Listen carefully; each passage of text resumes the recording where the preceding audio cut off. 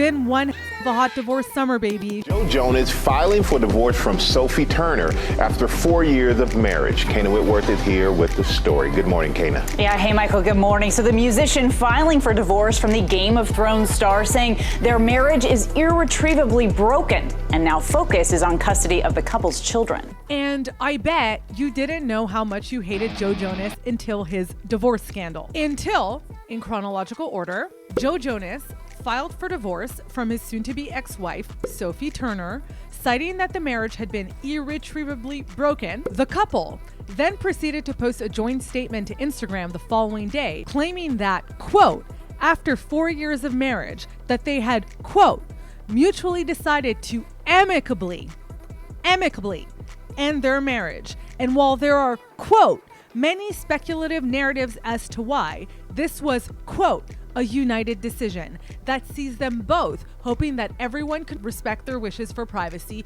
during this difficult time for their, quote, own sake, but of course, especially for the sake of, quote, their children. And then, when in the following days, a misogynistic smear campaign initiated by, quote, anonymous sources who spoke to TMZ tried to frame Sophie Turner as a self-centered, hard-partying, bad mother who put career and social life above her family, Joe Jonas, as far as I know, did nothing to come to his ex-wife's defense by clearly and publicly protecting her from the onslaught of sexist abuse. His silence to the only corners of the internet that matter spoke volumes. As it turns out, it doesn't take much to also write on the Notes app and proceed to post to your Instagram feed that, quote, questioning my ex-wife's dedication to her children and shaming her mothering is strictly off limits. And people need to back the off with their tired misogynistic tropes. Because while me and Sophie might have our differences, obviously, she is and has always been a great mom, end quote. But apparently that was too difficult for Joe Jonas and his 1950s PR team to do. In fact, according to the internet, it was a lot easier to allegedly stage paparazzi photos of himself spending time with said neglected children to play into the upper hand that magically fell into his lap by virtue of things like being equipped with a dick, the self-sacrificing father-victim narrative, the conspiracy theory scientific positation being that minimal dad effort equals maximum sympathy. Oh, look, a dad doing the bare minimum, actually spending time with and taking care of his children, doing things like emotional labor, putting his own career on hold to support his wife's dreams. Do you not know how thankful you should be, Sophie Turner? You ungrateful, selfish, pretty privileged.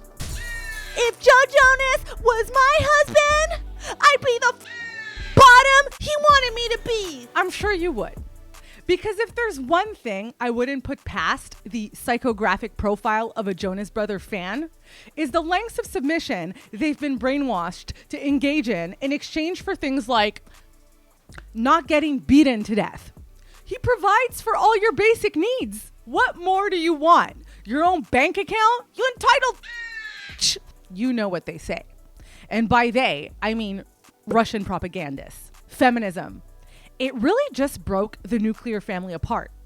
And along with, the gays and people who study things like gender theory, is sole-handedly responsible for the decline of human civilization. Our poor men. Now, I am studying journalism after all. Hopefully I actually finish the degree this time. This can't be all tea. We don't know for sure that this was a staged paparazzi walk. Okay, the man's also going through a high-profile divorce. There's probably a bounty on Joe Jonas's head right now. Whoever scores pictures of Joe Jonas will have the bag secured and rent paid through 2024, okay? This man and his family are probably being hunted and chased at this very moment. But I agree that given the narrative being spun in the media by anonymous sources, the timing is sure as hell convenient. You didn't hear from me. But what we do know is that Joe Jonas did address his divorce, separation / whatever the is going on right now in a now viral clip at his concert in LA. And this is what the schmuck had to say. I just want to say Look, if you don't hear it from these lips, don't believe it, okay?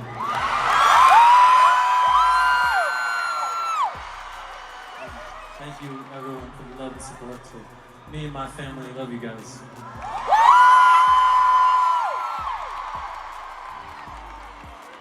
Obviously, and by design, there's a whole lot of room for interpretation. But what is obvious is that any mention, acknowledgement, or pushback of the misogynistic vitriol aimed at Sophie Turner was notably absent from his vagueness. Okay? It doesn't take much to also hop on the mic at your concert, shedding that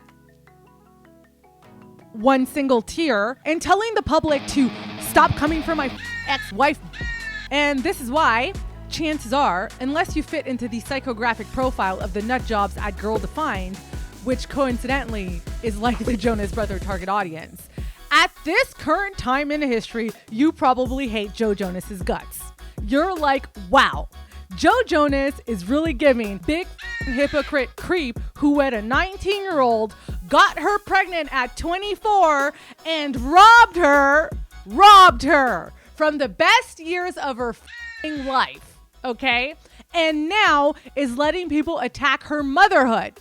Like, this guy. Like, how the are you gonna come out here and say the divorce was amicable and then proceed to let the mother of your children be thrown under the bus and defamed like that? Look at me, Joe Jonas. Listen to the words coming out of my mouth. Go self. Suck a and you're fucking lucky. You're so lucky we got distracted with Mila and Ashton, okay? Because you're a loser, bro. Ew. Loser lame. Ew. Blech. And that, my friends, is the power of a Hollywood divorce statement gone wrong. None of these feelings would have likely festered within me had the divorce statement not been full of shit and in direct contradiction to every single move Joe Jonas made afterwards. And now you look at a picture of that pretty boy Joe Jonas and you just want to fucking...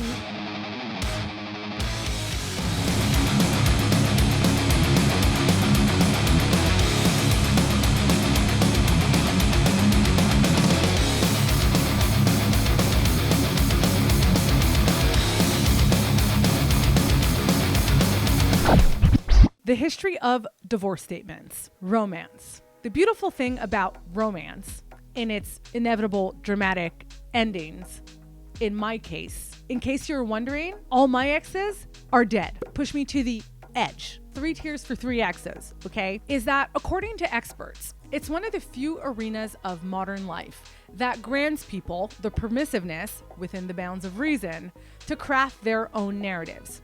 It is understood and accepted that people, by and large, will control the presentation of their love stories to others. Irving Goffman could have dropped a sequel called The Presentation of Love Stories in Everyday Life, and that shit would have been a hit. Luckily, we've also come a long way since Hollywood's golden era, where divorce was seen as an abomination unviable for business.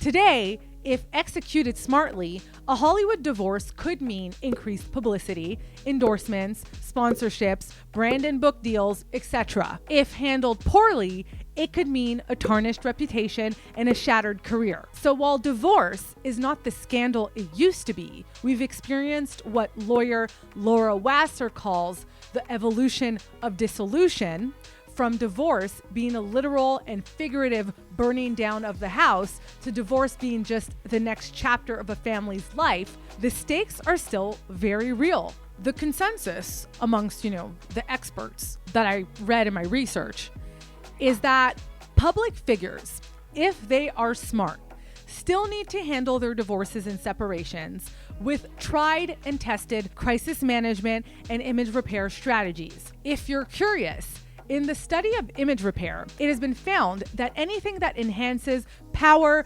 character, trust, leadership, or name recognition is what you want to strive for.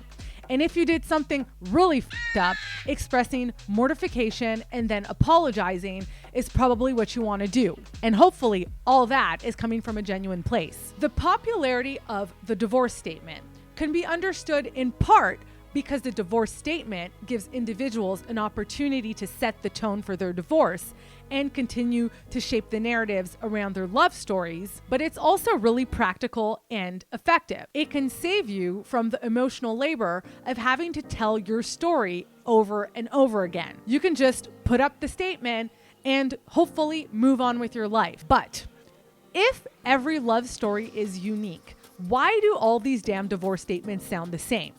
Why are the breakups always difficult decisions that have come after much thought and careful consideration? Why is the parting often done with mutual love and respect? Why is the public promise that the couple will remain friends as they embark on different paths? Why are the words best and forward so often used? Quote, I think the words matter less than the fact that people are using words that everyone accepts as normal. To me, it's a script.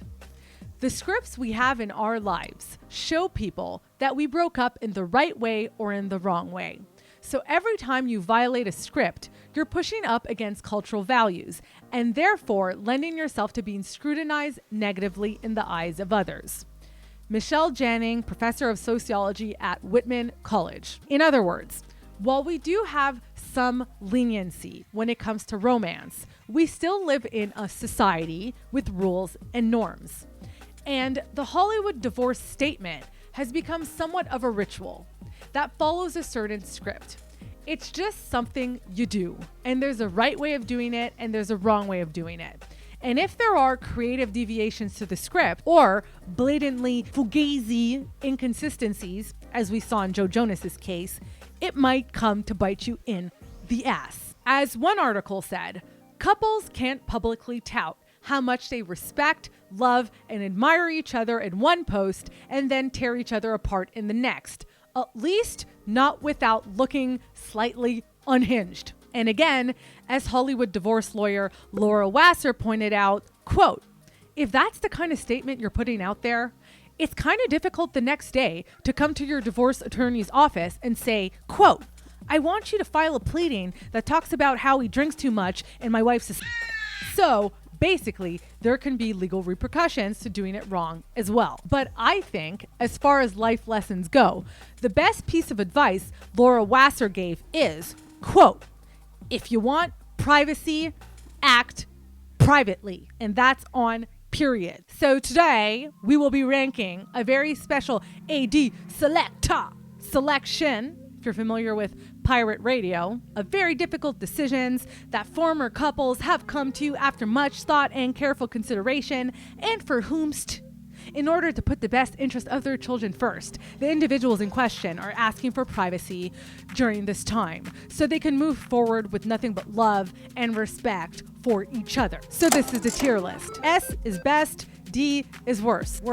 I'm sorry, I'm trilingual and sometimes have trouble pronouncing words. The S tier will be the God tier, okay? Reserved for iconic statements. It needs to be a statement. She could have come to the function in just a cute outfit. Homegirl showed up in head-to-toe Tom Brown, letting everyone know I make more money than you. The A tier will be the boss tier. This is for the statements that are real and straight to the point. Straight to business, direct, no nonsense, okay? It's not the passive-aggressive neighbor that sends you a text message like, oh wow, looks like you're having a really fun party, okay? It's the very confrontational neighbor that will knock on your door and tell you to turn it the down, okay? And if you continuously act like an obnoxious asshole, they will continuously in exchange document all your violations, write extensive complaints to the head office over many months, however long it takes, really, until they get your ass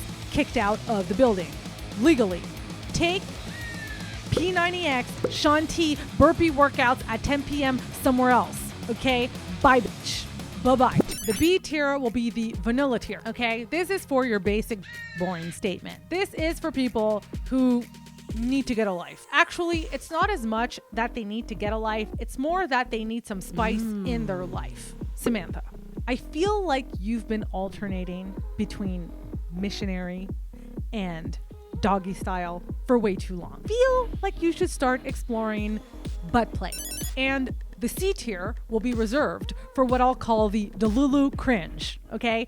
This is reserved for the, are you okay? Do you need me to call someone? You're sounding a little incoherent. I feel like you need to lay off the psychedelics. Brainwaves, they're not happening, okay? It's not happening. Connections are no longer being made. Q doesn't exist. Shadow work, a scam. Get your shit together. And the D tier is reserved for the statements that are like, I hate you right now. It's either I hate you because you're a liar, sound like a liar, and or are a shitty person. Either way, it's like nobody's buying the bullshit, okay? So I wouldn't be as mean as to tell you to lay down in the street and get run over by a bus. But if you just so happen to get non-fatally injured, I'd be like, oh no, poor Sally. I hope she gets better. But if she doesn't, I guess, karma's a and I'll try to stick mostly to divorces, but not all of them will be divorces. Some will just be long-standing relationships, but I had to include them, okay? Because just trust me, it'll be worth it. And before we get started, two things. Number one, has anybody been watching the new season of Top Boy? Okay, let me know in the comments, because that shit's fire. Fuego. Like, I don't even know if it's really that good. I just anything they do, I'll think is good, because I'm just like a fan. It's just a vibe. Has anybody seen the latest season of Top Boy? Love. I learned a new expression. Bear dumb. That's what they say in England. Bear dumb, fam. Love. And also a disclaimer on why I'm making this video. I'll be very transparent with you. I saw a stat somewhere that was like, single, unmarried women are more likely to die in poverty. And I was like, welp, I'll be damned. Okay? I'd like to hold on to my middle class privilege. Thank you very much. It's not great, but it's not bad. Okay? You don't need Karl Marx to explain to you the concept of class solidarity when you have me. Okay, he didn't need to do all that. He really didn't need to do all that. A PhD for what? As Italian Canadians say, I went to the school of life, bro. Okay, having funds is awesome and being poor sucks. Okay, and people who have funds would like to hold on to those funds because unless you're on the top of the pyramid, it's likely better than the alternative. And you know it. So that's the first reason I'd like to get married. And the second reason is also money. Okay, I'm tired of not making returns on my investments in relationships. I'm literally that person who picks up roadside trash off the street and is like, no. But I really see it for him though. And I leave and I consistently leave my relationships broker than I was, emotionally drained and traumatized, okay? And this schmuck is killing it. Thanks to my Midas touch. And I'm not just saying this. My exes, okay, have told me this. I crossed paths with one of my exes at a bougie ass pharmacy in the good side of town not too long ago. And I was like, what the fuck is he doing here? Macking on rich girls? Is that the strategy now? Men can be social climbers too, okay? All sexes can exhibit social climbing behaviors. So I was like, what happened to you? Your sense of style has improved. You're looking good. And he literally looked me in the eye and said, you. What happened to you? You. And that's all very well and good, okay? But I'm not a naive 20-year-old anymore, okay? If you want to win me over, I need money, not compliments. Sign the contract, 50% of everything that happens as a result of my awesomeness in your life, okay? The motto moving forward is generational trauma to generational wealth for everyone, okay? You get a trust fund, you get a trust fund, you get a trust fund, and make sure to like and subscribe to my channel so I can actually start making money off this thing. It would be nice. And if I've missed any important divorce statements, also make sure to let me know in the comments. Oh, and you know what time it is. This is the look today.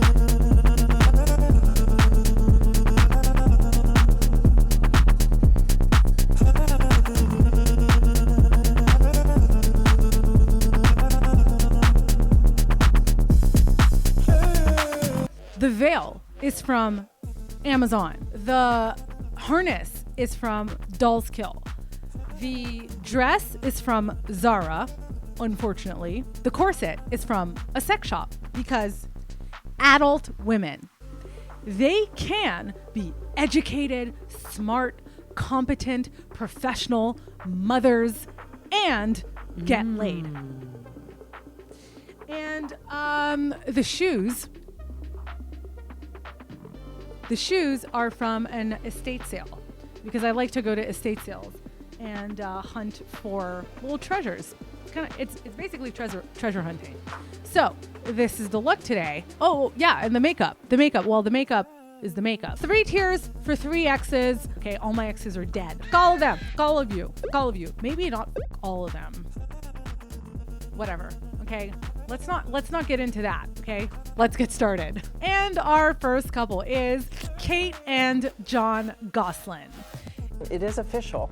The most popular reality show couple on TV say their marriage is over. Jon and Kate of Jon and Kate Plus 8 fame added a big dose of reality to their show Monday night when they announced they are separating. ABC's Andrea Canning has it. After months of speculation about America's most talked about couple, it's official. Kate and I have decided to separate. If you're not familiar with this couple, here's the lowdown. Jon and Kate were the stars of a hit reality TV show on TLC called Jon and Kate Plus 8. The TV show chronicled their lives trying to raise 8 tuplets. A nightmare. No thank you. Okay, I worked too hard to look this good. Basically, what happened in a nutshell is that their relationship got rocky in season 5. Then around 2009, there was also speculation that Jon Gosselin had an affair, not with the nanny, but with a 3rd grade teacher, and that Kate Gosselin had an affair with the bodyguard. And so in 2009, legal proceedings for a divorce began.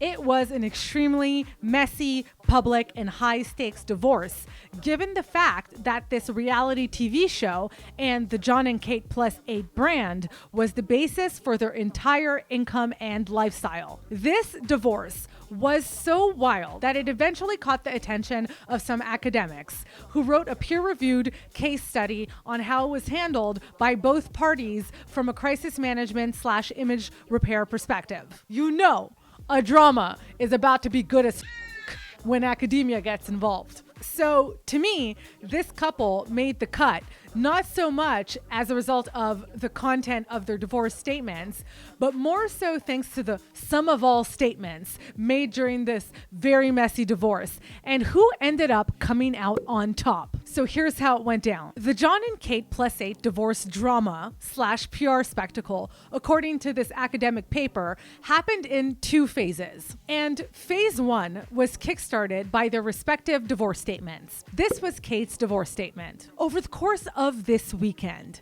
Jon's activities have left me no choice but to file legal procedures in order to protect myself and our children. While there are reasons why it was appropriate and necessary for me to initiate this proceeding, I do not wish to discuss those reasons at this time, in the hope that all issues will be resolved amicably between Jon and myself. As always, my first priority remains our children. So let's break it down. This statement does a few key strategic things. First of all, it evades and absolves Kate of all responsibility. Not only does it shift blame onto Jon, but it also frames the divorce as being a reasonable response to his actions. Then, in what the paper labels as the attack-accuser strategy, it also frames the actions allegedly committed by Jon as having been so horrible that she had no choice but to divorce him. And as a result, it also reduces the offensiveness of the act of divorce by implying that another person provoked it. So basically, by doing this and by putting out this kind of divorce statement, Kate was able to position herself as a distraught single mother struggling with her ex-husband's irresponsible behavior. And of course, she made it very clear to the public that despite all this, she was going to do everything she can to put her children first. This was a strategy that was extremely effective for Kate in winning her positive publicity and public sympathy, in part because of the fact that she actually played the role and walked the talk. unlike the dumpster fire mess that was Jon Gosselin. Kate Gosselin, throughout phase 1, was consistent with whatever she revealed to the public in behaving within the cultural norms of a distraught single mother. She, unlike Jon, we'll get to that, wasn't photographed out and about. She was home with the children, which is exactly what our society, but especially the show's target audience, which leaned trad conservative, expected from her. Kate understood her audience enough to know that there was only one acceptable way to act, and she nailed the role. As a result, she came across as vulnerable, which, according to these academics, helped people forget her previous portrayals as harsh and domineering. Oh, I need your help. Go to 11. No, I can't. Would Why? you come here? Because. But the chaotic stress of raising 8 children began taking its toll on the young couple. Even viewers noticed. I'm not talking to you anymore. Look, this is for going to pee potty. It's great. Okay, you need to pay attention. No. You need to stop yelling. Which had actually made Kate start at a significant disadvantage in this whole divorce fiasco. Now, in phase 2, things started to get a little rocky. Kate started unveiling a sexier, carefree, career-driven public persona. She got fit, she grew her hair long, she started taking on business opportunities like her role in Dancing with the Stars, and it seems like Kate had failed to prime her audience / the public for the transition. And as a result, she started experiencing some backlash for this new persona. The media and the public really started questioning her dedication to her children and started framing her as self-centered and too focused on her career, which is a bit of a death sentence if you're a woman. Throughout phase 2 of this divorce scandal, Kate had to defend herself against that narrative. And once again, Kate, being the little player that she is, skillfully was able to counterspin the narrative in her favor by reframing her actions as playing the socially acceptable role of a single mother who had to work hard / be a breadwinner to support her children. This is a role that people tend to have sympathy for. Basically, phase 2 wasn't perfect for Kate Gosselin and might have cost her some support, but it was way more put together than the incoherent dumpster fire nonsense a very bloated and sunburnt Jon Gosselin got up to. This was Jon's divorce statement. This afternoon, Kate filed for divorce. Our kids are still my number one priority. I love them, and I want to make sure they stay happy, healthy, and safe. My job is being the best, most supportive, and loving father that I can be to my kids. And not being married to Kate does not change that. This will be a difficult transition for all of us, but Kate and I will work out a schedule that enables our kids to have plenty of quality time with the both of us at home in Pennsylvania. In terms of my marriage, it's no secret that the past 6 months or so have been very difficult for Kate and me. And we are no different than other couples and parents who are facing a crossroads in their marriage. And I, of course, am deeply saddened that we are divorcing. So, Jon's statement makes it very clear that getting a divorce was not his choice. And he is obviously very saddened by this, which, by the way, the not his choice part is very inconsistent with what he would later say in interviews. But most importantly, he, much like Kate, emphasized that his priority and duty was to his children and that he would do whatever necessary to put them first. He also seemed to have committed to try to work out some kind of healthy co-parenting situation out. This is what he said. This was the blah blah talk. This entire statement is a woe is me appealing to people's compassion and a pleading for empathy, which at least he was consistent with the entire scandal. But as far as the rest of the divorce statement, his statement said one thing and his actions consistently exposed him as doing another. Let's just let ABC News do the talking. From divorce to dating in 20 days. That's the headline of the new People magazine hitting newsstands Friday, in which Jon and Kate plus 8 star Jon Gosselin speaks out about a new romance. From Pennsylvania dad to Playboy, Jon Gosselin returned from paradise last night with a pair of Gucci bags in tow, souvenirs from a French Riviera yacht trip with new girlfriend, 22-year-old Haley Glassman. Glassman, described as a wild child who was once arrested for marijuana possession, is the daughter of the plastic surgeon who performed Kate's tummy tuck in 2006. While Jon was living it up in Saint-Tropez, Kate was back in Wernersville, Pennsylvania, keeping her routine. Jon and Hailey were aboard the Saint-Tropez yacht with fashion designer Christian Adigier, who is now in talks with Jon to design a clothing line inspired by his love of motorcycles, tentatively called Hollywood Rebel. Not a good look. Okay, not a good look. You're out here talking about how sad and distraught you are, talking a big game about how you want to put your children first, but then you're hanging out on yachts with your new 22-year-old girlfriend, wearing Ed Hardy and hanging out with Christian Odigier. Like, you look like a mess, bro. Wear sunscreen.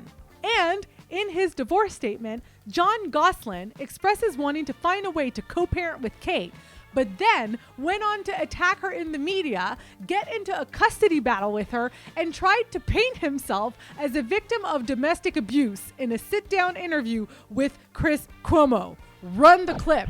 I don't trust her anymore. I was abused. What does that mean, you're being abused? I was verbally abused. I was beaten down. She separated me from my family, my mom and my brothers.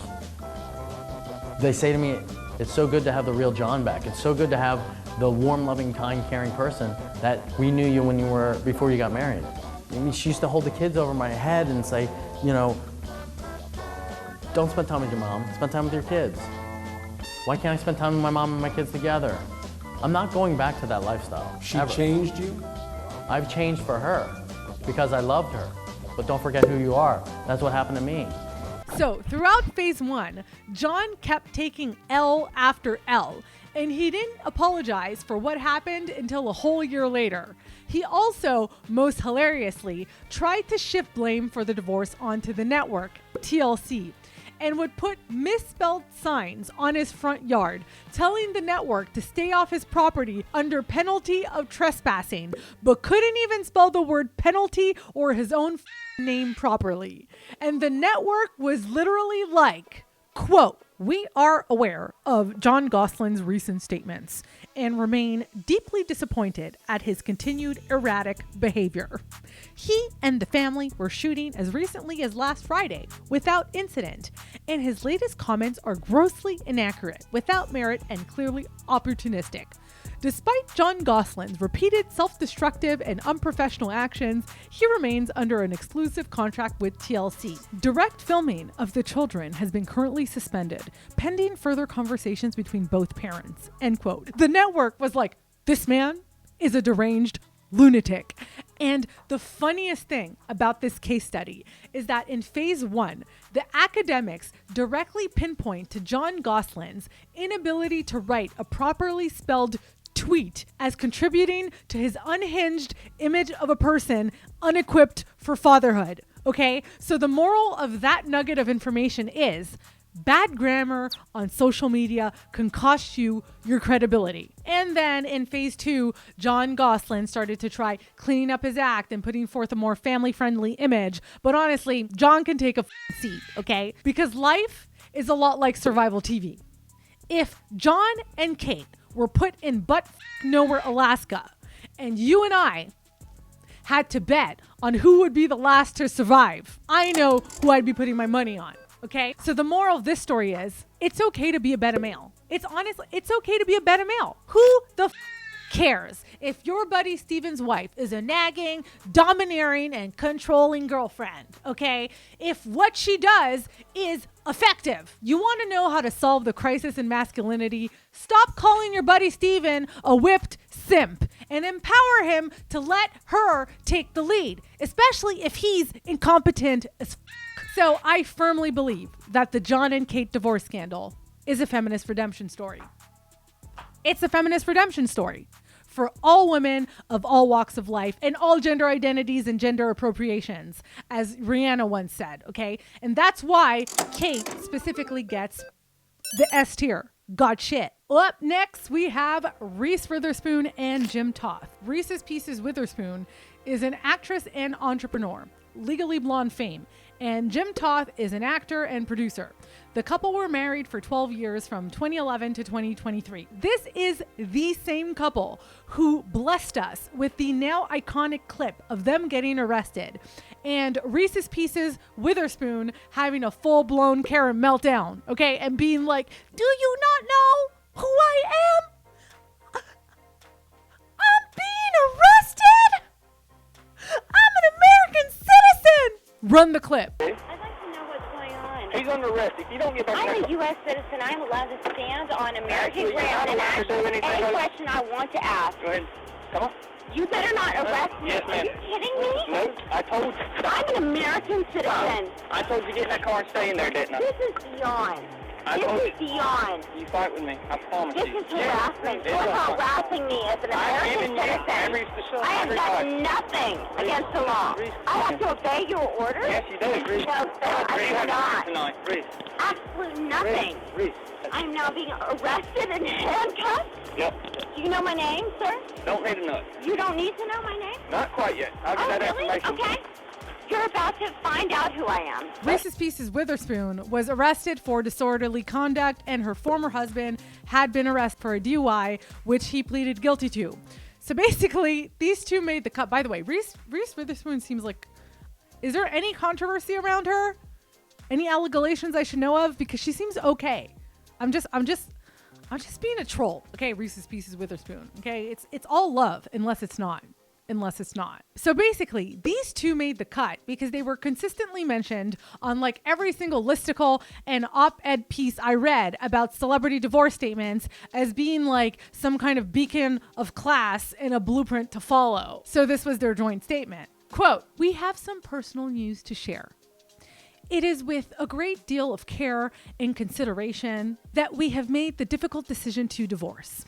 We have enjoyed so many wonderful years together and are moving forward with deep love, kindness, and mutual respect for everything we have created together." It continues, "Our biggest priority is our son and our entire family as we navigate this next chapter.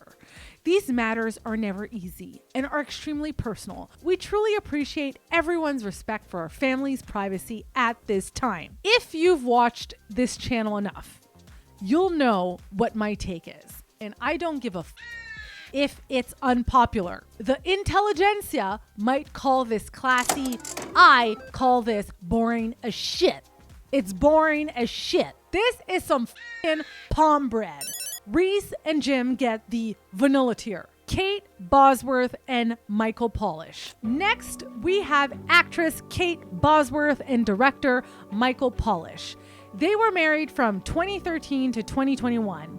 Kate Bosworth took it upon herself to write a long-ass piece of prose to announce her divorce on Instagram.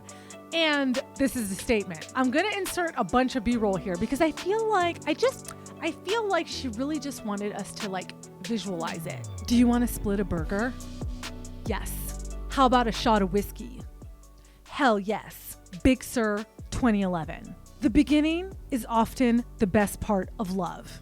Fireworks, magnets, rebellion, the attraction. The onset signals a wide open expanse of possibility. Oh no, not the wide expanse of possibilities. Split a burger with someone you're falling in love with and you can die happy knowing this is your last meal.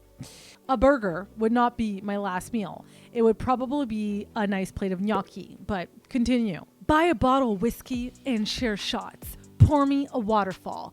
Play that perfect song on the jukebox and dance with someone you have known your whole life, though you met minutes ago. Don't go chasing waterfalls. Please stick to the rivers and the lakes that you're used to.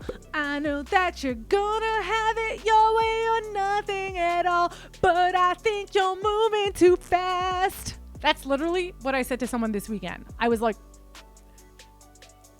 slow it down. I know you want to yell a habibi, but you and I need to despacito. Continue. Inherently, we fear an ending. To lose what you have because you got something you wanted. To be attached to the expectation of the outcome. The great unknown.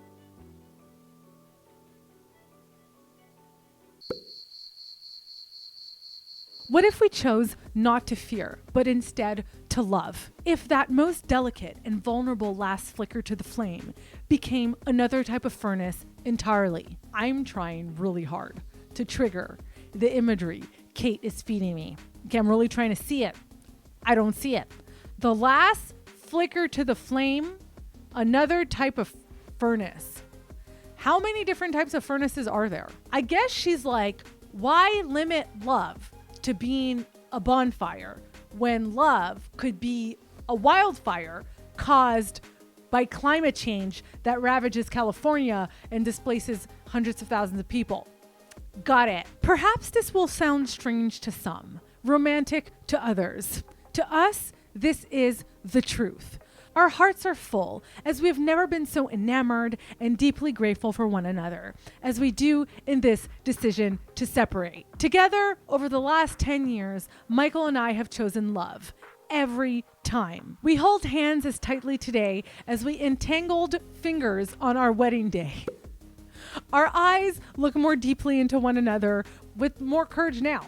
In the process of letting go, we have come to acknowledge that our love will never end. The connection does not simply disappear, the love deepens, the heart expands. Back to the expanses of possibilities. We know the 4 a.m. calls are coming. Songs will be exchanged to communicate only what songs can do.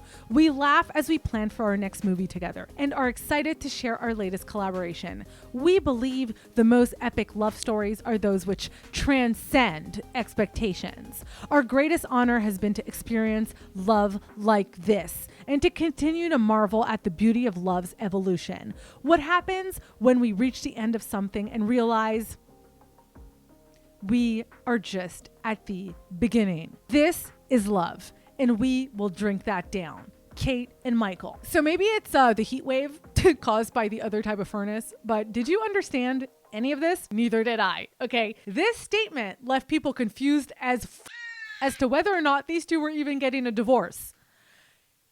Here's the ting, okay? The divorce statement also needs to provide the very utilitarian function of announcing to the public the relationship is over. And for that to be clear, instead, we're getting wide expanses of possibilities, entangled fingers of being more in love than ever. And by the way, we're still calling each other at 4 a.m. I'm sorry. No ex of mine is calling no ex of his at 4 a.m. My name is Jonah Hill, and these are my boundaries. The assignment was to write a divorce statement, not the storyboard script to a Lana Del Rey music video, Kate. This is really giving, I'm not sorry. This is giving California bloated, green smoothie, Pilates Pamela providing trauma-informed mindset coach services without any formal training, okay? And thinking it's just as effective as working with a licensed therapist. The Lulu cringe. Shakira and Gerard Piqué. Shakira. Up next, we have Shakira and Gerard Piqué. Shakira needs no introduction. She's Shakira. I never really knew that I could dance like this. I make a man want to speak Spanish. Como se llama? Si, bonita, si, mi casa, su casa. Gerard Piqué does need an introduction if you're not into soccer, or what Europeans called football. Gerard Piqué is a former professional Spanish soccer player. He is a very famous player. He's considered to be one of the best defensive players of his generation. I take Shakira over Gerard Piqué any day. So these two were not married, but they were together for 10 years and had 2 sons together. These two made the cut because if you want to learn how to perfect the art of making a statement, stay tuned. The story is these two never got married, in part because Shakira was afraid of what it would do to their relationship. She had gone on record saying that, quote, "The idea of marriage scares me. I don't want him to stop seeing me as his girl. It's like that forbidden fruit. I prefer to keep him attentive and let him think that everything is possible depending on his behavior." Well, On the topic of forbidden fruit, it would be, allegedly, the fruit jar jam that would make Shakira realize that Gerard Piqué's behavior was less than sweet. What I like about these two is that given how things unfolded, which was wild, at least the separation statement they provided was transparent in foreshadowing the bitterness and messiness to come. When they separated, all they said was, quote, "We regret to confirm that we are separating. For the well-being of our children, who are our highest priority, we request respect for our privacy. Thank you for understanding." Bloom blau. Whatever happened, it's serious. Definitely no expansion of possibilities here, okay? Amicable entangled fingers, not even love and respect. Shit's about to get messy. And the absolute levels of tit-for-tat pettiness these two partook in lived up to the hype. 10 on 10, cream of the crop. Prior to their separation, it had been reported that Gerard Piqué cheated on Shakira, which Shakira hinted at in her song Te Felicito. The rumor is that Shakira discovered that Gerard was cheating on her thanks to a jar of strawberry fruit jam. This is the jar. I bought it off Shakira, selling it on eBay. How much would the jar from Shakira be sold for on eBay? I feel like at least $500 US, whatever. So Shakira comes home one day from traveling and she discovers that allegedly one of the jars of fruit jam had been eaten. And guess what? Gerard, he doesn't like fruit jam. I wonder who ate the fruit jam. The jam was here when she left, and now it's here. The alleged fruit jam jar is basically the equivalent of finding a strand of long blonde hair that doesn't belong to you at your boyfriend's crib. Is this? The internet went wild with this, okay? But basically, shortly after they announced their separation, Gerard Piqué moved on really quickly and started dating one of his younger employees, I think, no less. He was photographed kissing her in public and invited her to a friend's wedding. He was out there kind of like Jon Gosselin, living his best life after cheating allegations. Shakira, on the other hand, played the role of the distraught single mother and was only ever photographed spending time with her children. She understood the assignment. Gerard Piqué did get criticized for moving on so quickly, but instead of acting like a woe is me victim a la Jon Gosselin, he made it abundantly clear that he doesn't give a what people think about him. So he's just gonna live his damn life and not hide. Honestly, respect. If you're gonna do something that is unpopular and controversial, the least you can do is own it. Own it. Don't let other people deal with it. Live your life and own it. Now, on the surface, Shakira enacted the role that is expected of a mother going through divorce by laying low and making it all about her children, really reiterating how difficult and dark this is for her. But Shakira, being the petty ass queen that she is, let her music do the talking. She dropped 2 songs that address the divorce. We have Monotonia, in which she calls Gerard Piqué a narcissist, but most importantly, she releases the diss track Bizarre Music Sessions 53. And guess what happens? Boom! Okay? The song goes viral, and Shakira literally has the entire internet singing the lyrics. My Spanish is not very good, but I'm gonna try to sing it. Esto es pa que te mortifique, mastique, trague, mastique. Yo contigo ya no regreso, ni que me llore ni me suplique. Entendí que no es culpa mía que te critiquen. Yo solo hago música, perdón que te salpique.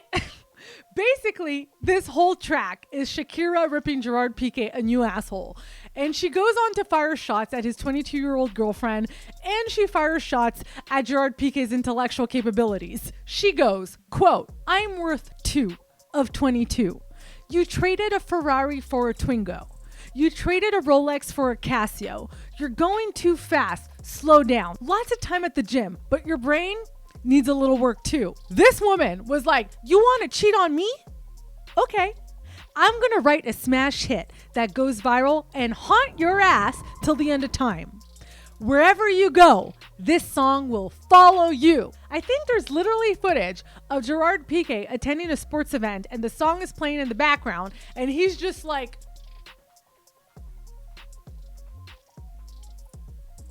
okay, like trying to keep a poker face. It's too good, but mark my words, it's about to get even better. Gerard Piqué listens to this song and he's like, oh word, guess what he does? He announces a brand sponsorship deal with Casio. Caption, Casio for life. I died in that moment. And also, let's not forget the alleged footage of Shakira with a witch on her balcony that was pointing at her ex-mother-in-law's house while playing the song Berserk Music Sessions 53 on repeat. Okay, the allegations are that the mom allegedly played some kind of role in the relationship's demise. We don't know if this footage is real and if the rumors are true, okay, but it's just too good. These two handled their shit with such unapologetic, straightforward pettiness that it just makes me like them even more, okay? This was the best shit I've ever seen in my life. Gerard Piqué and Shakira get the boss tier. Up next, we have Jennifer Aniston. And in this case, it won't be Jennifer Aniston and. It's just going to be Jennifer Aniston. Because in life, if two things have something in common, passive aggressiveness, and those two things have one common denominator, Jennifer Aniston, then you know 2 + 2 = 4, straight math. So Jennifer Aniston was married twice. Once to actor, director, superstar Brad Pitt. That was from 2000 to 2005. And she was married a second time to actor Justin Theroux.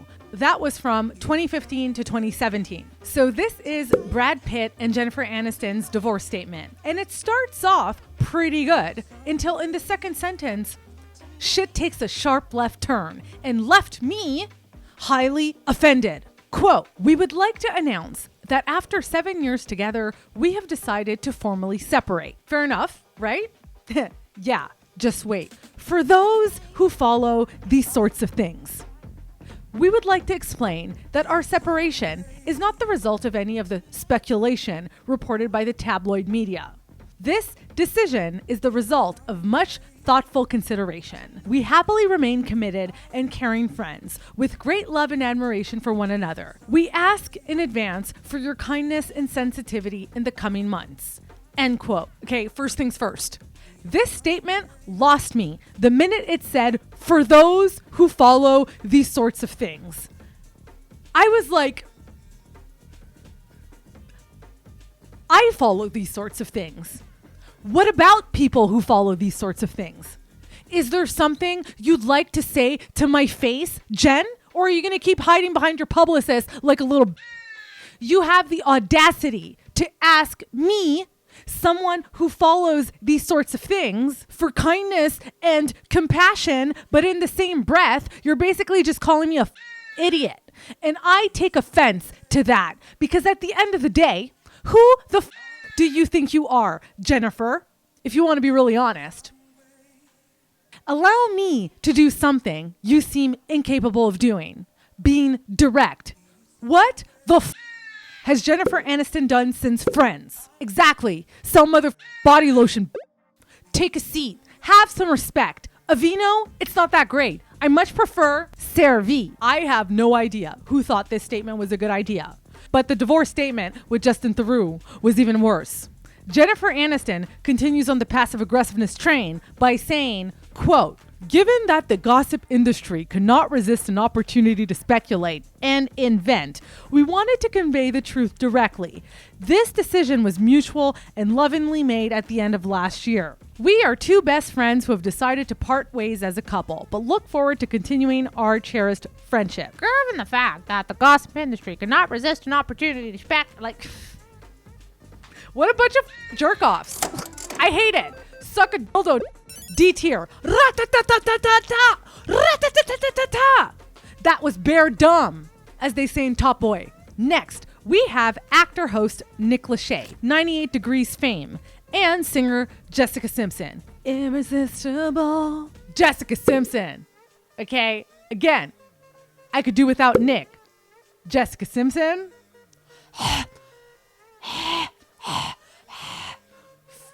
fuego. Okay?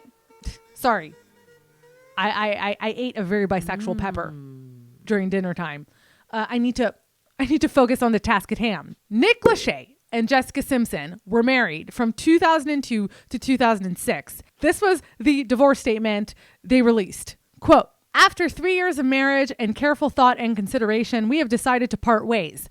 This is the mutual decision of two people with an enormous amount of respect and admiration for each other. We hope that you can respect our privacy during this difficult time." End quote. I hate to say this because they both seem like very nice and sweet people. But this statement was just as unimaginative and vanilla as likely what that sex life was like. Switch it up, baby. B tier. Katy Perry and Russell Brand. Russell Brand is in the middle of an absolute shitstorm scandal right now. And I had started writing this script before the news broke, and I described him in a very unflattering way. And the moral of this story is going to be trust your instincts, okay? So, Katy Perry is a singer. You obviously know Katy Perry. Russell Brand is a comedian / right-wing nut job. Russell Brand is this meme. Okay? The two were married from 2010 to 2012. Katy Perry did not initially comment on the split, but Brand did. And this is what he had to say. Quote, "This is my Russell Brand impression. I am not very good at accents, but I will do them. I will try to do one to entertain you. Sadly, Katy and I are ending our marriage. I'll always adore her, and I know we'll remain friends." Seems innocuous enough, right? Well, it allegedly was also lie. The plot thickened when Katy Perry released her PR documentary, Part of Me, okay? In the documentary, she addressed her divorce from Russell Brand and revealed that Russell allegedly broke up with Katy over text message like a coward. Coward. In my initial script, I wrote verbatim, quote, "This apology was just as full of shit as his sociopathic, right-wing, riding-looking smile," end quote. This statement is a bit of a wolf in sheep's clothing, is it not? It seems heartfelt on the surface, but it's also allegedly full of shite, okay? Sadly, this was a joint decision. Apparently, it was not. And then, within this optic, we can understand his public proclamation of being confident she'd still want to stay friends with him after he pulled that shit is delusional. How arrogant are you, or confident in your abilities to coerce and manipulate someone, to think that someone would want to maintain a relationship with you after you treated them so poorly? That's called abuse. Like, are you dumb? And after he pulls that shit, this nut job goes on a talk show and says, "I have come away from that experience and I still feel very warm towards her. When I hear her, about her, or see her, I think, there's that person in the world." This man needs to get help. You're out of your mind. Get him off the streets. C tier, Delulu cringe, but also like D tier because I also hate you because you lied, allegedly. Up next, we have Heidi Klum and Seal. Heidi Klum is a model, television host, producer, businesswoman, and Seal is a singer, songwriter, producer. The two were married from 2005 to 2014. The pair had 3 children together. This was the divorce statement they gave as an exclusive to People magazine. Quote, "While we have enjoyed 7 very loving, loyal, and happy years of marriage, after much soul searching, we have decided to separate." End quote. Again, short and sweet, but also kind of a fucking lie. Because shortly after this, Seal would go on to shade the out of Heidi Klum and basically call her a classless hoe who fornicated with the help. Here's the TMZ clip. How do you feel about Heidi dating the bodyguard? The rumor about that. Look, boys, You know, that's what happens when two people separate. They move on, and that generally means other people in their lives, you know. And I certainly don't expect Heidi to all of a sudden become a nun. Whilst I didn't expect any better from him, I would have thought Heidi would have showed a little bit more class and at least waited until we separated first before deciding to fornicate with the help, as it were. But, you know, but I guess you all now have the answer that you've been looking for the past 7 months. Thank you so much. And then Heidi would also go on to talk about her marriage in future interviews and say that there was basically no teamwork and she felt she was all alone. And it's like, get your facts straight. You told us that you enjoyed 7 very loving, loyal, and happy years of marriage. But I guess that wasn't really true after all. So basically, you lied, and I don't like liars. D-tier. Up next, we have Lisa Bonet and Jason Momoa. Lisa Bonet and Jason Momoa are both actors. She notably played in The Cosby Show, Enemy of the State, High Fidelity, etc. She was once married to Lenny Kravitz. They have a child together, the very cool Zoe Kravitz. Jason Momoa is Aquaman. Okay, that's all I know him for. So I really came into this wanting to like whatever came out of Lisa and Jason Momoa's mouths, because I used to find them such a cool couple. Lisa is a lot older than Jason. They were like super cute together. It was like a whole vibe. Okay. I projected myself onto Lisa. Like, who doesn't want to look that good at Lisa's age and bag a young, hunky, big boy like Jason Momoa? I mean, unless you're a raging lesbian or, you know, Jason Momoa is not your type. I get it.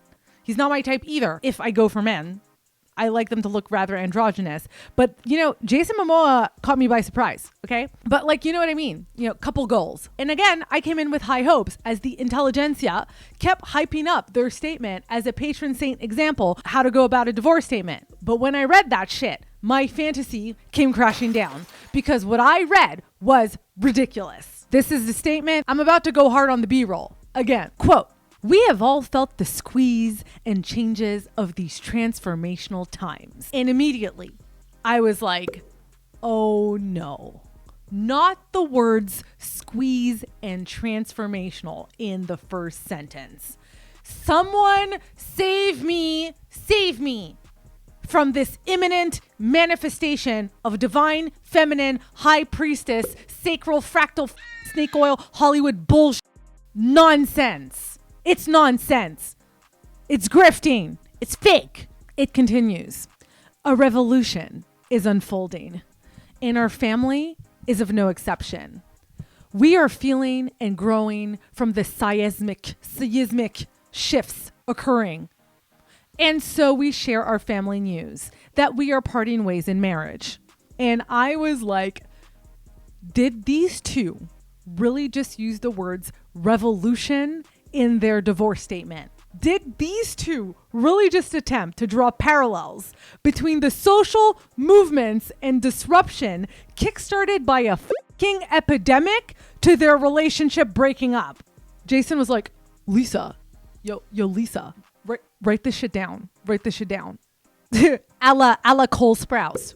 You know what this divorce is really about? It's basically the legacy of the civil rights movement reincarnated in its final form through Black Lives Matter, but via our divorce. And the PR girl was like, you know, that ASMR typing on the keyboards.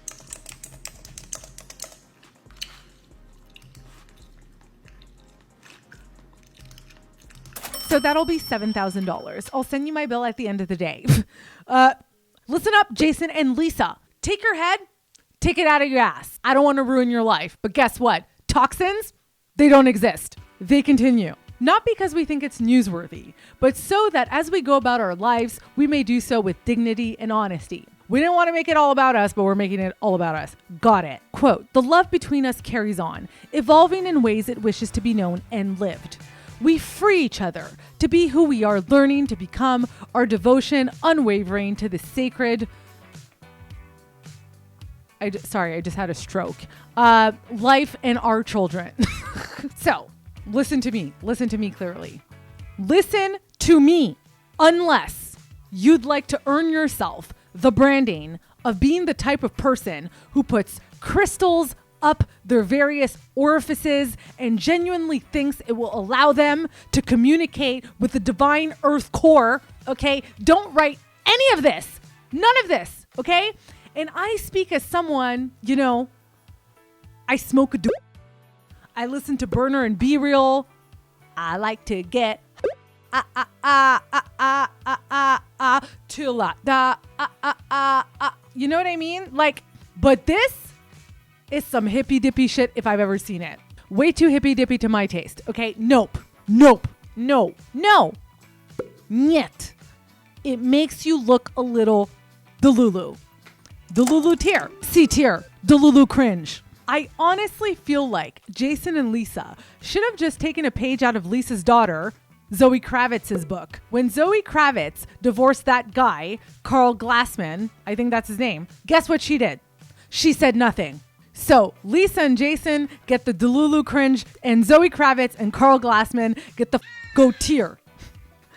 S tier. Next, we have the couple who walked so all these other schmucks could run, featuring the one and only queen of woo-woo that somehow magically just ends up actually enhancing her brand and making her more successful / rich instead of taking credibility away from her. You already know it. Gwyneth Paltrow and Chris Martin. Gwyneth Paltrow is a former actress and now the owner of the wildly successful lifestyle brand called Goop. Chris Martin is the lead singer of the band Coldplay. The pair were married from 2003 to 2016. They had 2 children together, Apple and Moses. So, in 2014, the couple separated and Gwyneth released a statement on her Goop website. Now, the widely held consensus amongst the think piece intelligentsia is that Gwyneth Paltrow's divorce statement is the blueprint, not only for the divorce statement, but more specifically for the divorce statement turned branding opportunity. While initially, most people dismissed the statement as some leftist progressive, guess who's laughing all the way to the bank today? Gwyneth Paltrow. Her statement goes, quote, "It is with hearts full of sadness that we have decided to separate. We have been working hard for well over a year, some of it together, some of it separate, to see what might have been possible between us. And we have come to the conclusion that while we love each other very much, we will remain separate. We are, however, and always will be a family. And in many ways, we are closer than we have ever been. We are parents, first and foremost, to 2 incredibly wonderful children. And we ask for their and our space and privacy to be respected at this difficult time. We have always conducted our relationship privately, and we hope that as we consciously uncouple and co-parent, we will be able to continue in the same manner." So the words you need to latch onto are conscious uncoupling. These 2 words stopped pop culture and the media dead in its tracks. And people were like, conscious uncoupling. That's what Gwyneth Paltrow and Chris Martin say they're up to. Not divorce, conscious uncoupling. What does conscious uncoupling actually mean? I think the most healthy way to define conscious uncoupling is that we agree to separate. You're not going to fight. You're not going to argue about money. So it's a constructive, respectful and private alternative to, let's say, the Charlie Sheen and Denise Richards route of courtrooms and custody battles. What? It blew the up, okay, and started a big ass debate. Some people were like, why did you have to do all that when you could have just used the term divorce or separating? People thought it sounded full of itself. Gwyneth Paltrow would eventually concede that point, and other people, notably Gwyneth Paltrow, thought it was borderline groundbreaking. So consciously uncoupling, a positive spin on splitting up, or something more? What does that mean? It sounds like something you do with a spaceship, doesn't it? Yes. But you know, celebrities are very alien to us. They are on their own planet.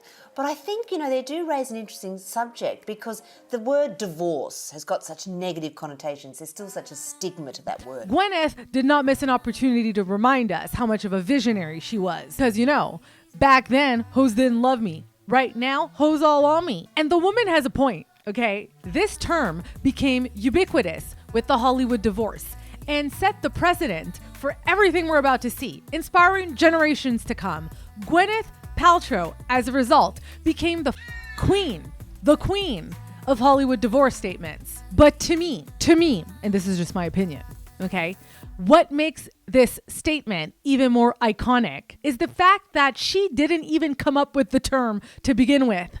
The term consciously uncoupling was apparently coined by a family and marriage therapist called Catherine Woodward Thomas in 2009.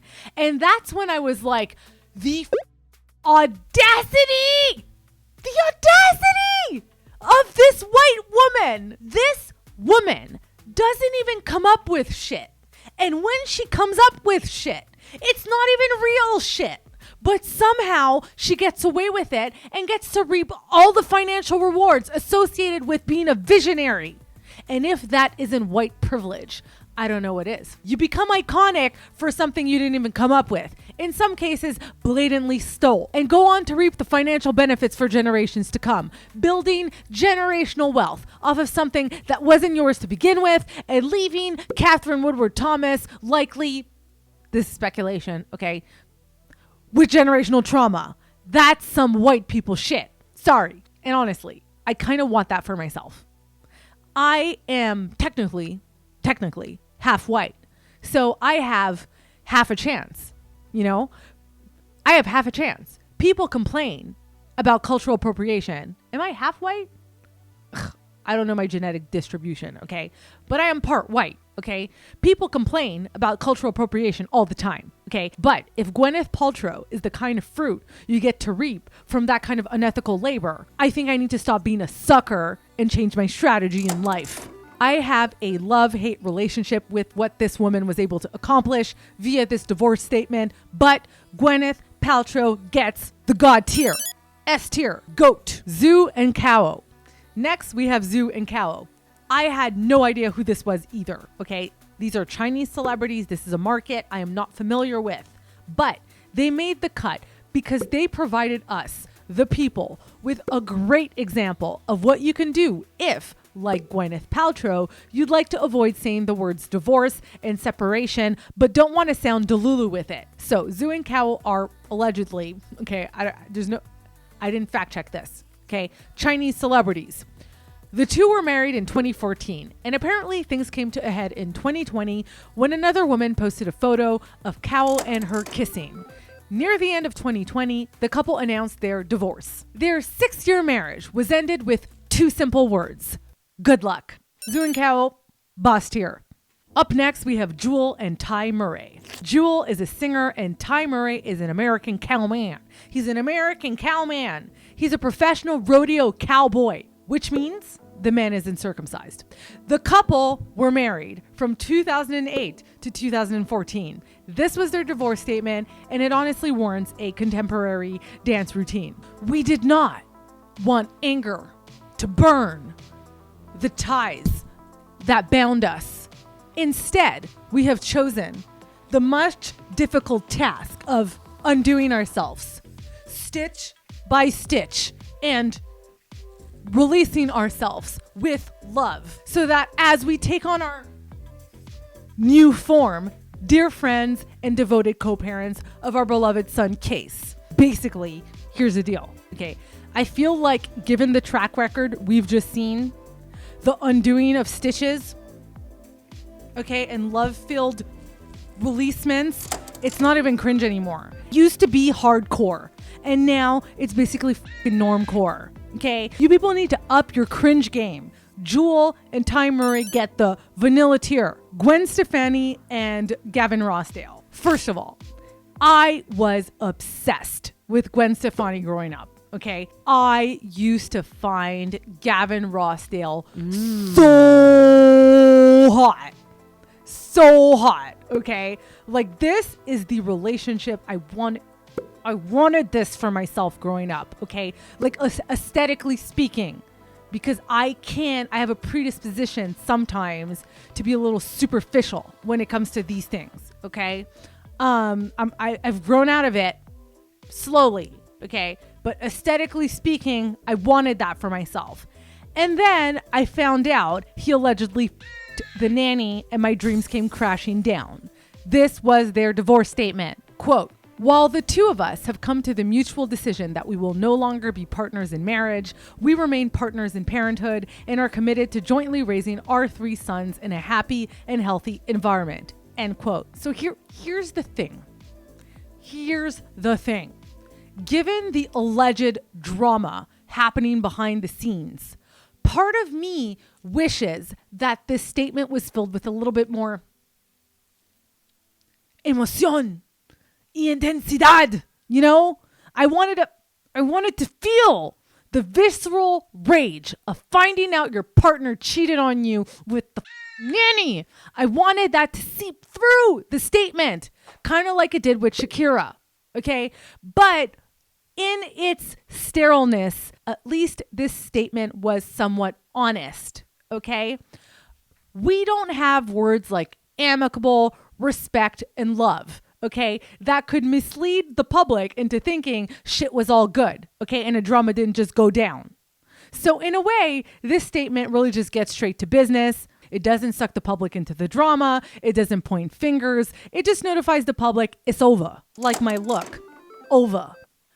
So Gwen and Gavin get the boss tier. And Gwen Stefani obviously picked her next husband right, because Blake Shelton and Miranda Shelton also did a pretty good job with their statement. Blake and Miranda Shelton. Blake and Miranda Shelton are both country music stars. I would have never guessed Gwen would have gone for a guy like Blake, aesthetically speaking. See, it's the superficial. This is that superficial shit I'm trying to get over in life, okay? But guess what? Rock boy shit, it gets old. And it doesn't age well. This was their statement. Quote, "This is not the future we envisioned." End quote. As one op-ed mentioned, it's a bold way to kick off. Serious, somber. It continues. Quote, "It is with heavy hearts that we move forward separately. We are real people with real lives, with real families, friends, and colleagues. Therefore, we kindly ask for privacy and compassion concerning this very personal matter." End quote. So, I actually really like this statement. I like it because it's real and it's relatable. Divorce sucks. Nobody enters relationships anticipating their downfall. And I think everybody can relate to the feeling of going into something with high hopes and it not meeting your expectations. Okay? The sense of failure and disappointment in this statement is palpable. And it accomplishes something very important, making them seem more human. And as with the rest of their statement, it really humanizes them and their sadness. So without even having to ask for support and respect, it makes you inclined to want to give it to them. So I found this to be an incredibly effective statement. I love it. Blake and Miranda get boss tier. Kim and Kanye, D tier, trash. It. Moving on, okay? I'm not even going to give air to how this divorce went down. Whatever Kanye West did in the aftermath and leading up to his divorce with Kim Kardashian is what you most definitely need to not do, unless you want to come off as a domineering lunatic and harasser of women. Moving on, D tier, him. Jenna Dewan and Channing Tatum. This one is cute as hell.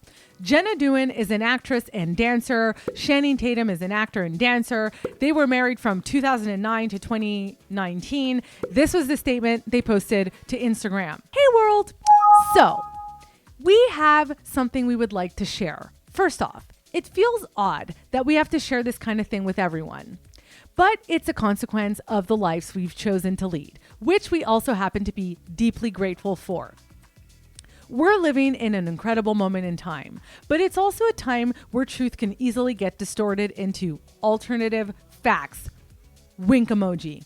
So we want to share the truth so you know that if you didn't read it here, then it's most certainly fiction. We have lovingly chosen to separate as a couple. We fell deeply in love so many years ago and have had a magical journey together. Absolutely nothing has changed about how much we love one another, but love is a beautiful adventure that is taking us on different paths now. There are no secrets nor salacious events at the root of our decision. Just two best friends realizing it's time to take some space and help each other live the most joyous, fulfilled lives as possible. We are still a family, and we will always be lovingly dedicated parents to Everly. We won't be commenting beyond this, and we want to thank you all in advance for respecting our family's privacy, sending lots of love to everyone. Chan and Jenna. So, I don't know what it is about this statement, but it's so full of love and light, and it's so cute, and I love it. I love it. Okay, I love it.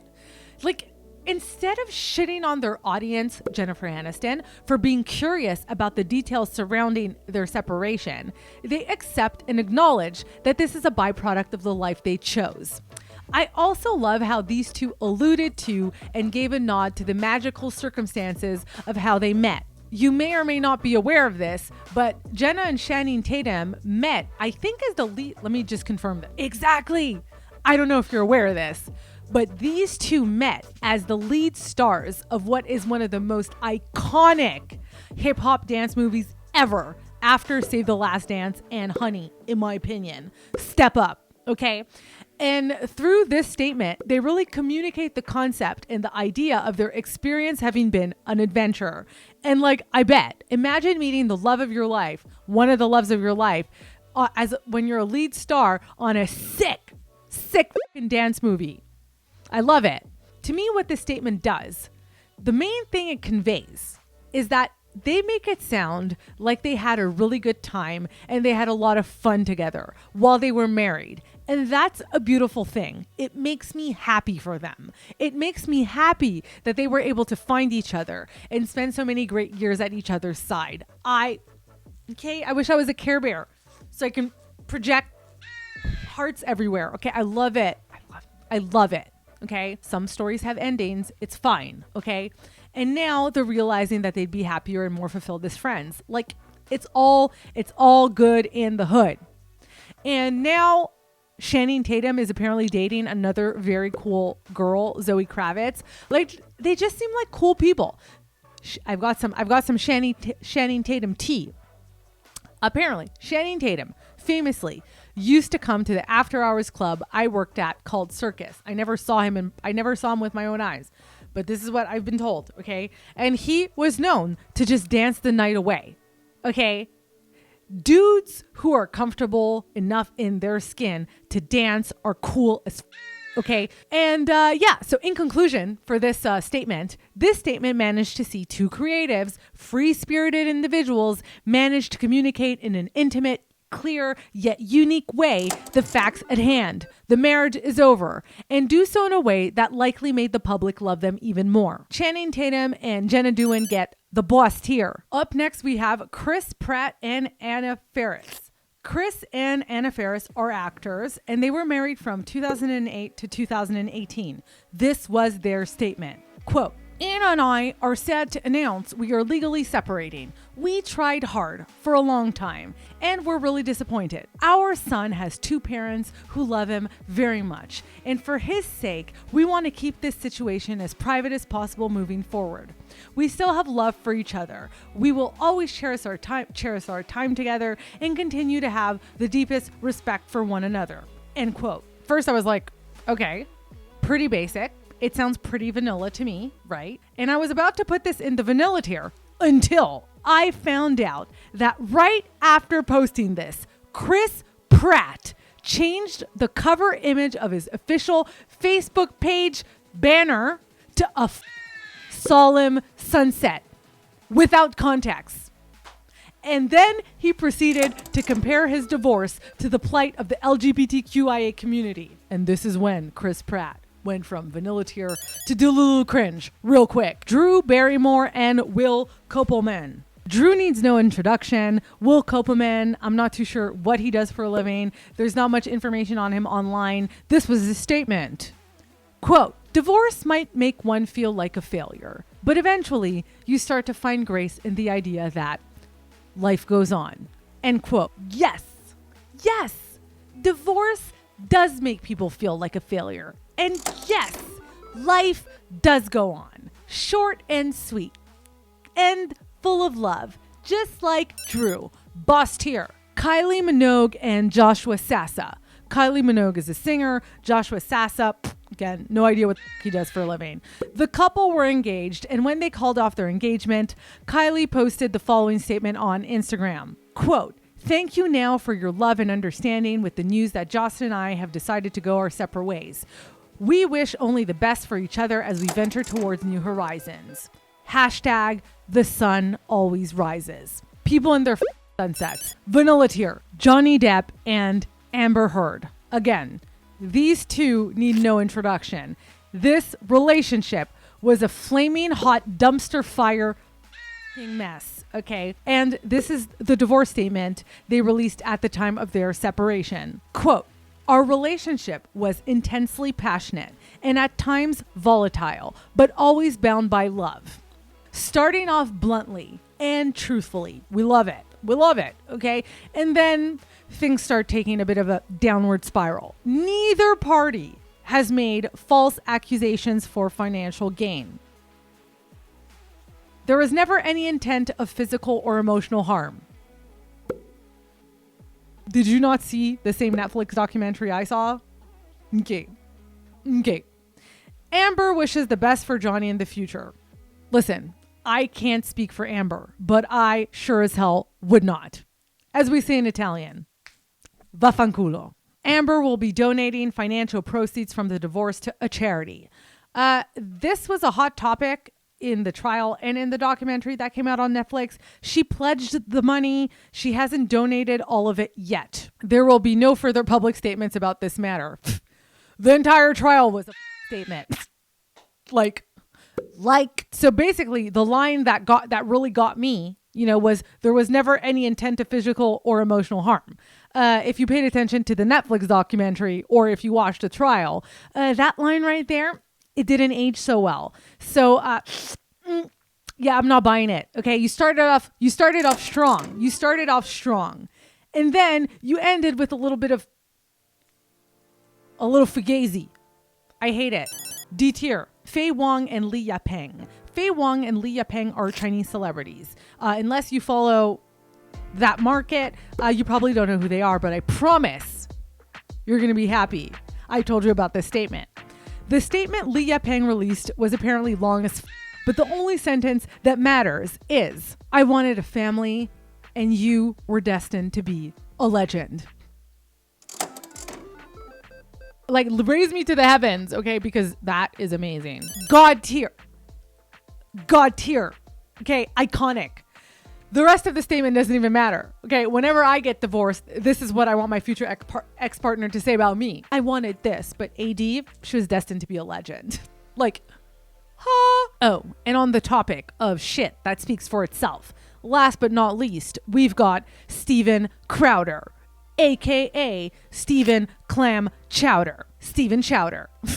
Okay, so I had no idea who this man was until the scandal surrounding his divorce started flooding the internet. And I was like, wow, this is what you get for being a conservative. Steven Chowder is a right-wing, surprise, political commentator, media/YouTube host, and comedian. His wife was/is an interior decorator and a sales manager. It's important to note that given how this man spoke to his wife, this woman has a degree in political science. She's not nutting. Okay? Anyways, they are devout Christians and famously and publicly waited until marriage before sex. They were married after 3 months of each other and they were married for a decade. So, upon their separation, Steven Clam Chowder took to his podcast, and this is what the circus clown had to say. I have been living with a proverbial boot on my neck for going on years now. Since 2021, I've been living through what has increasingly been a horrendous divorce. What a way to start. So, from the jump, he's the victim. And not only is he the victim, he then leans into tired misogynistic tropes of painting his wife as a nagging, controlling, suffocating woman, which is a clear appeal to his intellectually destitute audience. His audience probably has the maturity of a teenage boy that's been consuming too much prawn and Andrew Tate. And also notice his use of the word I. I've been living with a proverbial boot on my neck. In a divorce, there are two people going through shit. But the language Stephen will continue to use in his statement will illustrate that the only thing that matters to Stephen Chowder is Stephen Chowder. It's like if a divorce is horrendous for a man as a breadwinner, okay, to go through, imagine how scary it must be for a woman who sacrificed her career, education, personal aspirations, etc., to fulfill the needs of her marriage, and as a result has nothing to fall back on. He continues. Let me say on the outset, to be clear, there is no infidelity, any kind of physical abuse at all on either side. And no, this was not my choice. My then wife decided that she didn't want to be married anymore. And in the state of Texas, that is completely permitted. It's been the most heartbreaking experience of my life, what I consider to be my deepest personal failure. And just so you know, my opinions on parenting and families have not changed. I've always believed that children need a mom and a dad, that divorce is horrible. And I still believe that children need a mom and a dad and that divorce is horrible. But in today's legal system, my beliefs don't matter. In Texas, divorce is permitted when one party wants it, period. So for well over a year, in the best interest as well as physical safety of my children, we've decided to keep this issue private and to resolve it privately with the appropriate attorneys, what have you, legal jargon. Now, in all this, one thing I want to be really clear about is certain. True north here is that my children are blameless, completely without fault, and so we decided to resolve these issues privately, as it's in their best interests, both emotionally and physically, to do so. So basically, as much as the rest of the internet observed, okay, this was Stephen Crowder being like, divorce was not my decision. And unfortunately, in the state of Texas, women are no longer the properties of their husband and have things like autonomy. Then he dives into this whole good old Christian values are under siege, but it has nothing to do with me. It's about the children. Think about the children. Think about the children. It's about the children. This is Jordan Peterson right-wing brainwashing propaganda to a T. It's not about me. It's about think of the children. And also, that whole line about this being the deepest personal failure of his life, while it might seem on the surface like a wolf in sheep's clothing, as compelling, within the optic of this whole women shouldn't be allowed to divorce their husbands rhetoric, it sounds more like the divorce was an affront to his masculinity, insofar that he was unsuccessful at controlling and dominating his woman, which is the traditional responsibility of a man. And then he basically goes on to hint at the fact that he's well aware his audience consists of a bunch of idiots. He goes, we've decided to keep this issue private and to resolve it privately with the help of my attorney. Legal jargon. Like, you don't think your audience is smart enough to understand the concept of keeping something private for legal reasons? Like, okay, buddy. This statement continues. Now, the other issue is, and this is something that I've kept private for likely far too long, many other people knew about this behind the scenes. Some, not all, but some of them in positions of power, influence, leverage, knew of this. They also knew that the safety of my children included keeping it private. So if you're familiar with the idea of extortion, then you know the feeling well.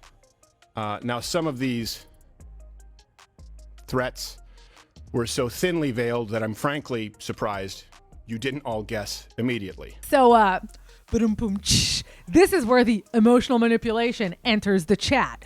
And he continues to further paint himself as a victim, now introducing the narrative hook of him being a victim of extortion. And he'd basically conclude this statement with a bunch more of blah, blah, blah, blah, blah, blah, which I will not play. But I did love how he summarized his feelings towards his wife. It's pretty simple. I loved a woman so much that I married her. A woman who, despite all of this, I still love as the mother of my children. And she wanted something else for her life. That's not my choice. She simply wanted out, and the law says that that's how it works. Now, of course, look, I get it. There are multiple sides to every story, but one thing that is undeniable in this case is that it's no one's fault but my own in that I picked wrong, and that's certainly not the fault of my children. So again, like a wolf in sheep's clothing, on the surface, this whole "I loved a woman so much that I married her" might sound like a compliment, but when you really think about it, okay, it's really just a compliment to himself. This is Stephen Chowder saying, "Look how lucky you are that I chose you." This positions Stephen Chowder as the arbiter of a woman's greatness, right? The arbiter of a woman's self-worth, single-handedly giving him the godlike power of validating or negating her self-worth. And anybody familiar with the cycle of abuse knows that that is a very dangerous position for anybody in a relationship to be in. But, you know, he's thankful that she was at least a vehicle of reproduction for his progenitor. Shortly after this statement was released to the public, a journalist would leak private security camera video footage of Stephen Crowder emotionally abusing his pregnant wife and acting like a complete moron, a complete tyrannical terror. This is the clip, and trigger warning, it's sickening to watch. No, you're not taking the car. Stephen, You're not taking the car. Stephen, You are not then I taking will ask someone to pick me up. Would you like me to ask? Oh, that's right. It's not a threat, Stephen. Get an Uber. Okay, Stephen, I can't. Feeling some constraints? Stephen. Like, I can't Stephen. go. Listen to me. Listen to me. You want to walk out right now? Listen to me. I can't go to the gym. I can't go to my parents. I can't call my friends. I can't be home. You're going to take the car and leave me here. Hillary, just think of how boxed in you've made me. What do you need me to pick up? I'll get it. I'll be back when I'm back. No, that doesn't work either. You'll be back when you're back. That doesn't work either.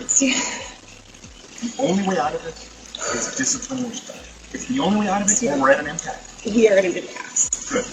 Because you can't have any discipline or respect. Stephen. There you go. You throw your hand, you give up so easily. I don't give up, Stephen. Hillary, Stephen? you give up so easily. I just said the only way out of this is discipline and respect. You said, then we're at an impasse. Stephen, no, we are at an impasse, okay? I love you, but Stephen, your abuse is sick. Your abuse Watch it. is sick. Watch it. I love you very much. I don't love you. That's the big problem. I've never received love from you, and the fact is, when I go, look, I need you to do A, B, C, and D, you just be disciplined about it, you go, no. But I love you more than life itself. Okay. Put on some gloves. No. But I love you more than life itself. That's not fair. It's not fair, and it's disingenuous. Hillary, you're right. We're at an impasse. Become someone, listen to me, day in and day out, worthy of a wife. No, not as a wife. I didn't say as a wife. As a wife. Put on some gloves. Are you committed enough to do those things? I'm not trying to. Are you committed enough to do those things? You're not committed to anything. You're not committed to anything. You just said I love you. I'm committed to it. Walk the dogs. Put on some gloves.